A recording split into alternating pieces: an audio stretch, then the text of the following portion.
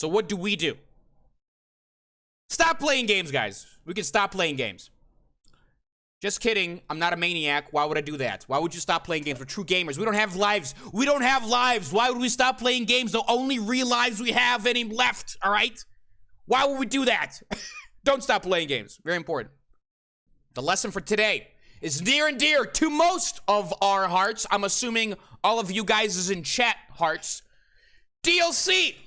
DLC. We all we all love DLC, guys, right? Right? Do you guys love DLC? DLC being additional content that can be purchased online and added onto a video game as to enhance its features, according to dictionary.com. AKA downloadable content, boys. Do we love DLC or do we hate DLC? What is the consensus? Urban Dictionary defines DLC as generally shit that's already on the disc that you paid $60 for on PS3, 360, PC.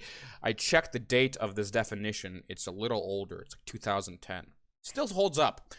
Only for 60% of the game unlocked, and you need to pay an extra $5 to unlock shit already. There you go. There you go.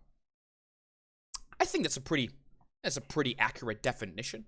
As true gamers, as you can see one here that is definitely not cringe pick of Shroud. I don't know why he would ever take this. We have tremendous experience with DLC. The history with DLC is long and hard and currently very tumultuous. But let's start at the origins of DLC. This, I will say, is the heyday of DLC. One of these games is pretty new. We have The Witcher. Witcher 3 Wild Hunt came out in 2015. Great game. The 2 expansions, Hearts of Stone and Blood of Wine. Great games. All right? Medieval 2 Total War had the expansion of Medieval 2 Total War Kingdoms, in which it had 4 campaigns with multiple factions that you can play in. One of those being the Teutonic campaign, where you can play, yes, the Lithuanians. Labas rytas, kaip sekasi visiems? Labai gerai, ačiū. World of Warcraft. Now, after the 4th expansion here, we have Cataclysm. All right, not the best expansion, but still good content. It is worth the money that you pay for it, usually. And now my beautiful face is blocking this one, but you have Grand Theft Auto 4 and The Lost and the Damned and The Ballad of Gay Tony. How are you, Thorban? Very good DLC all around. Again, World of Warcraft, a little more risque section, but still, you pay money and you get a lot more content that was not there before. Correct? Correct. Let's start with Oblivion, though. I think when not microtransactions, when DLC became bad, was starting in this game. Scripino, I think you're catching on. I think you're catching on, Scripino. Oblivion was a beautiful game that I think came out in 2005 or 6. I played it on the I played it on my friend's Xbox, and then I loved it so much I wanted it, and then I realized PlayStation 3 did not have it. So I had to wait until the PlayStation released it, which was like the extended edition, the collector's edition, and I picked that one up. And my God, did that game make me hard! All right, that was a great game. Oblivion, the extended edition, came with some of the expansions already, like Knights of the Nine and Chivalry Isles. Great expansions. I loved this content. Fantastic. Shigora? Oh my God, I forgot the guy's name. I think Shigora. Great side mission. Great questline. That's the 9. Loved it. Crusader take. Kind of cool, kind of risque, but I love it. So much content, so much worth, so much wow. But there was one bad thing. There was one very trivial thing at the time, very commonplace and nonchalant now. And what is that? Horse armor. Horse armor, okay? You can buy horse armor I did some research on this. I'll turn off the webcam here. Hold on. Boom. $2.50, I think, per piece of horse armor. And there were 2 pieces of horse armor. After this, the floodgates were opened, okay? The floodgates were open. Microtransactions became enacted in a lot more video games. Paradox Interactive, one of my beloved publishers, as well as, I'm assuming, some of yours beloved publishers. But they are one of the worst people when it comes to downloadable content. They have made beautiful games such as City Skylines, Crusader Kings, all of them, Europa Universalis, all of them, Victoria, the 2 of them. And that's all you need because that's all the good games they have, all right? Nobody cares about the other fucking games. I guess Stellaris, all right. Hearts of Iron as well. All those strategy games, everything else they make sucks, all right? Don't want to pay attention to them. People say Magicka is good. What? No, just play Diablo or something, all right? Just Pillars of... Path of Exile. Pillars of Exile. Europa Universalis 4. Still costs $40. Base price, $40. This game came out in 2013. I know, I bought it when it came out. It was fantastic. I understood it. Right now, with all the DLC, I kind of don't understand it, but it looks kind of fun still. Still, though, $40 in the year 2021 came out 8 years ago. But let's check how much DLC they have. Huh! $387.70 of DLC to cart. Add to cart. It wants me to add that. Why would you want that, Paradox? Why would you encourage that, Steam? I am being robbed, I swear to God. And I'm not sure if this even includes the ones I have. Hopefully it doesn't. Or hopefully it does, because that price would be insane. It would be like $450. But I believe it does not include the ones that I have purchased. So or it does include them. Sorry. At least in the final price. So $387 for a game that still costs $40, which is 8 years old. Oh, really? Takes out the ones you already have. So, oh, what? So the price for this one is probably like $480. Because I have all of the expensive ones. I have Rights of Man, Mare Nostrum, Common Sense, El Dorado, Art of War, Wealth of Nations, and Conquest of Paradise. Those are all the most expensive ones, besides the Ultimate Music Pack, which is $20 as well. That blows my mind. Blows my mind. These, though, besides Paradox, are the worst offenders of monetization. EA, 2K, and Activision. Scamolas. Scamolas of company. EA? E2 Brutus? Remember EA Sports? It's in the game. Yeah, back in those days, EA was great. EA was fantastic. Activision, well, it's Activision Blizzard, it's the same company. Because Activision gave them the good purchase. 2K, Civilization, made Civilization. But guess what else they made? NBA 2K. All those sports games, even new Civilizations, are a little off. Also, Activision, just a total shit show. You got Call of Duty, you got Overwatch. What else does Activision have? I don't know. A lot of the bad ones. A lot of the bad ones. But let's focus on this type of monetization. Virtual currency. Virtual currency in a full $60 title. This is an NBA 2K20, I believe. Could be 2K21. All right, so the value pack starts at 5,000 virtual currency for $2, up to 450,000 virtual currency for $100 in a full. Oh, you can't even see me. It says it's $100 for the best value, quote unquote, guys. Best value up here. And guess what? This game, like I mentioned before, costs $60 from scratch, and in 12 months, there is gonna be a new game by the same name. Except the year's gonna be a little bit different. But guess what? All the stuff you unlocked in the previous game will not be there. All of the 450,000 virtual virtual currency you bought for $100 is gonna be gone. Which blows my mind. Blows me mind. Messy. This is more to EA though. We've covered 2K. Let's go to EA. EA has FIFA, okay? FIFA has a thing called My Team, okay? My Team is basically gambling. Ronaldo is better, all golden eternity. I'm sure Ronaldo is better, but they are both equally rare to get. And people pay thousands upon thousands of dollars to buy the card packs in hopes they will get Messi. Let's check, or Ronaldo, let's check what the odds are of you getting this, all right? So for a gold 75 plus player, you're going to get 100% in the packs you open, all right? You're going to get one of those in 100% of the packs you open. A gold 82 plus player, 41% chance. A gold 85 plus player, 4.3 chance. And anyone that is better than that is less than 1%. Messi, Ronaldo, all of the other Spaniards.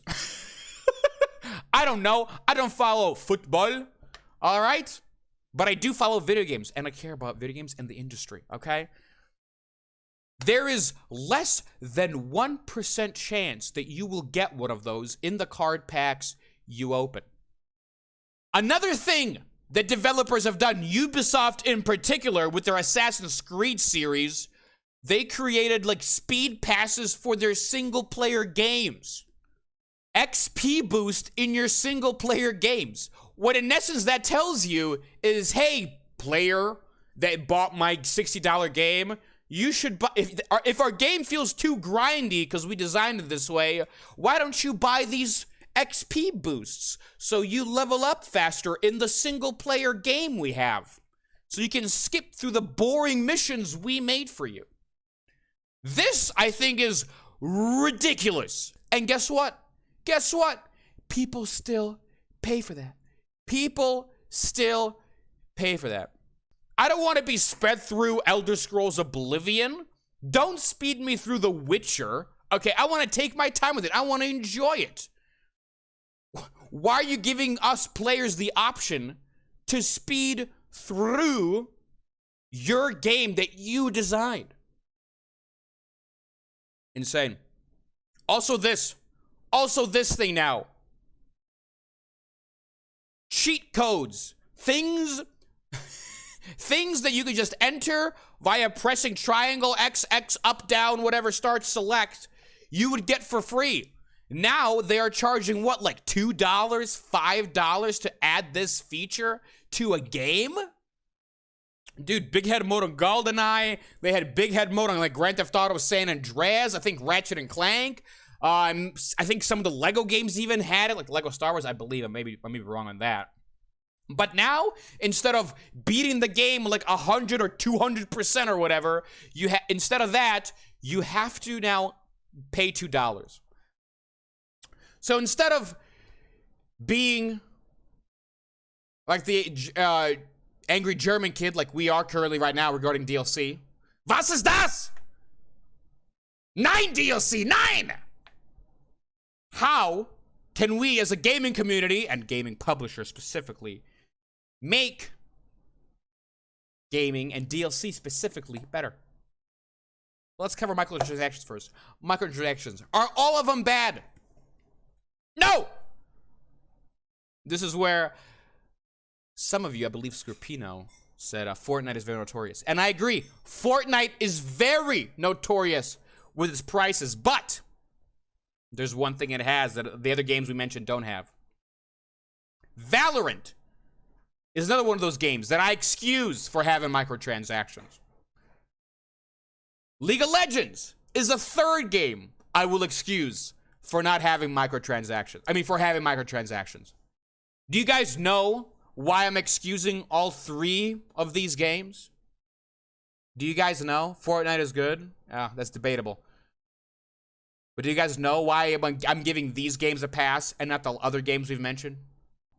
All of those games are free! Yes, those games are free. You can get them right now. If you don't have them right now, boys, and you want a free game, go get 3 of those games. Those games are... If you don't have any games, those games are good for you. Maybe not good for your social life, but they're good for you and your wallet. when games that cost $60 have microtransactions in them, that is unacceptable. But a game that is given to you for free and that you can play 100% of is free, but they lock off some of the skins, I think that's fine. I think that is fine. This developer has put in almost, at some points, possibly hundreds of million dollars, probably $50 to $100 million to develop a game that they're giving to you for free. They have to recoup some of those costs, okay? And they do that by selling you skins and not walling off content that is not cosmetic.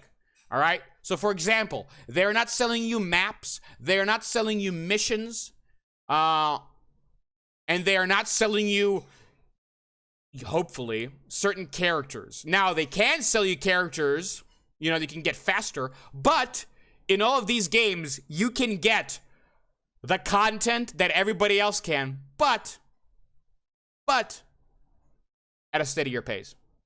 League of Legends is actually pretty good with this when it comes to unlocking characters. Also, Rainbow Six Siege also is not that bad with it, but Rainbow Six Siege, you also got to pay for that, so Rainbow Six Siege, I can't let off the hook. Fortnite has a terrible and exploitative, one could say, store. But the game is free, and they need to recoup their money somehow.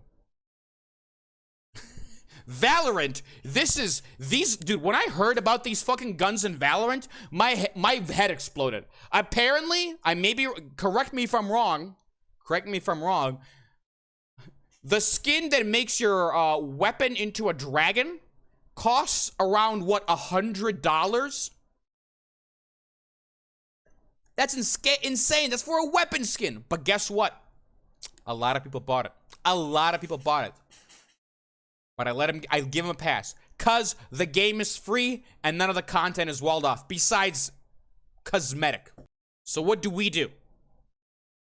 Stop playing games, guys. We can stop playing games. Just kidding. I'm not a maniac. Why would I do that? Why would you stop playing games? We're true gamers. We don't have lives. Why would we stop playing games? The only real lives we have any left, all right? Why would we do that? Don't stop playing games. Very important. Things we gamers can do. Don't buy microtransactions / loot boxes from games that you already paid for, all right? Overwatch. Fucking 2K, NBA, FIFA, Rainbow Six Siege. I have bought microtransactions, so I cannot even, I don't even follow this rule. It's very hard. The temptation is thick.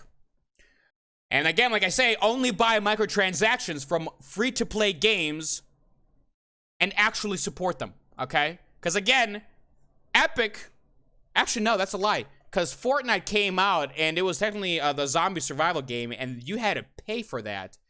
And the free mode, I believe, was the Battle Royale mode, which is hysterical, how that worked out. You know, history is a way of things. But, for example, Valorant and League of Legends were designed to be free-to-play games, okay?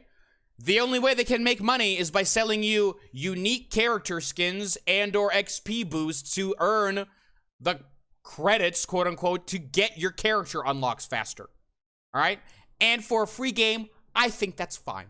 They didn't charge me for a game, so maybe, you know, most people will probably end up in their whole lifetime of playing the game, possibly toss around 20 to 50 bucks if they are heavy League of Legends or Valorant players, if they don't like spending money. Now, we do have these whales. That spend thousands upon thousands of dollars to get everything in the game. And, you know, some of those whales can afford it, some of those can't, and the ones who can't, yes, they may have a problem. They may have an addiction. They should seek help. But when it comes to actually financing and the ethics of that game being implemented and the moral practices of it, I think it's fine. It's a free game. You can get free skins, not free not free skins. You can get paid skins and not blocked off content, usually. What can companies do? Do not put microtransactions in full games. I repeat, you know what they should do? You know what EA should do? They should just release 2K, the NBA game. whatever. Make it a live service. It's free to play. And then every year, they get a new roster of players, all right? You want to get the skins, you can do that. You want to unlock new players, whatever, you can gamble, that's fine. You know what? My conscience would be clear. But the fact that they charge $60 off the bat for you to get that game. Then, they charge you virtual currency to speed up the gain of either in-game items such as clothing and or in-game items such as players and teams and whatnot, okay? Make all of that shit still behind a paywall, but make the base game free. I would bet they would make a lot more fucking money. And they could do a recurring thing. Every year, there's just a new update. Make it a big update. Oh shit, we're dropping, it's 2K22 now, and look at all the stuff we have in the store. Dude, they would make so much more bank. They would make so much more bank than they do right now. They can put in actual expansions that add content, not features that were in previous games, or make the game more pleasant to play. Like XP passes, like we mentioned with the Ubisoft. What? Why would they do this? It devalues the game. It basically tells the customer, hey, don't play through this content. We made it very grindy for you. Instead of that, just buy this currency pack, this XP boost, and you'll be happier. Make free-to-play games that you add microtransactions, mentioned that, and focus on game quality, not the profitability, okay? For a company, this is terrible advice.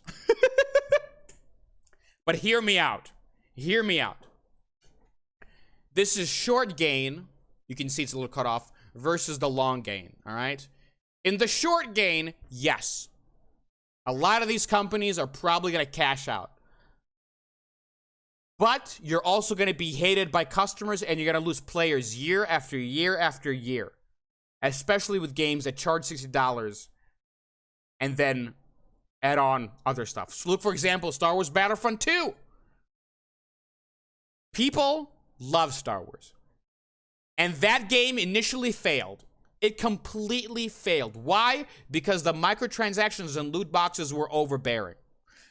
Now the hate for 2K is rising. The hate for FIFA is rising. People are complaining more and more. To be fair, people are still buying. It's hard to, you know, old habits die hard. But hopefully in due time, things will change. But companies need to focus on the long term. They need to focus on their customer base and focus on not losing them and not ostracizing them. But maybe if they made those games free, but blocked off all of the unique / skin content behind a paywall, those players would still feel rewarded. They'd be like, wow, this is a free game here now. We can play 2K for free. We can play FIFA for free. We can play Call of Duty for free. And guess what? Call of Duty is actually doing that. Warzone is now free. And why is it free? Because Activision wised up. They wised up. They knew the more people we can get playing our game, the more people are going to be buying our microtransactions, which we can charge the wazoo up for and keep charging. We can come up with new stuff over and over again. EA, one of the biggest bitches on the planet currently. They have been voted, I heard, the most hated company in the world in like 2017 or something. I tried looking that up. I couldn't find it. But they were number 5th most hated company in the world. Most hated company. Not video game company. Most hated company of the world. This is what I'm talking about. Short versus long-term goals. Sadly, though, this trend is going to continue. All right. As you can see, we got quarter 4, 2015. The green line is the quote unquote microtransactions. All right. And we can clearly see year after year, it increases drastically because it becomes more and more profitable. Live services. This is the future of games. And sadly, we're going to have to live with it.